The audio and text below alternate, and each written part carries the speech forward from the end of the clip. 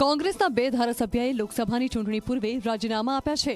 આવનાર દિવસમાં કોંગ્રેસના વધુ ધારાસભ્ય રાજીનામા આપી શકે છે।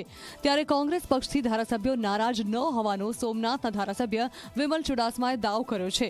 ભાજપ ડરાવી ધમકાવી અને દબાણ કરીને ધારાસભ્યોને તોડે છે।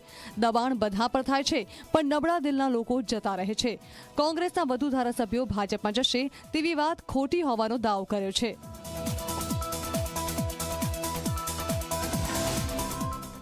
કોંગ્રેસના ધારાસભ્ય કોઈ નારાજ નથી, પણ જેને જવાના છે એ જવાના જ છે।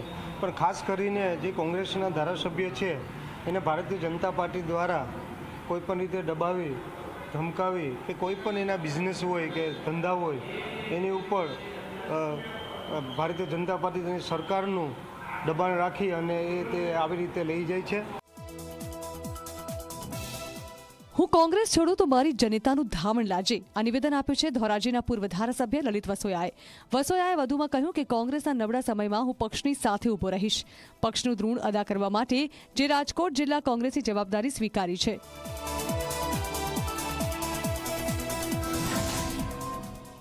કે કોંગ્રેસ પાર્ટીના આ નબળા સમયની અંદર હું કોંગ્રેસનું ઋણ ચૂકવવા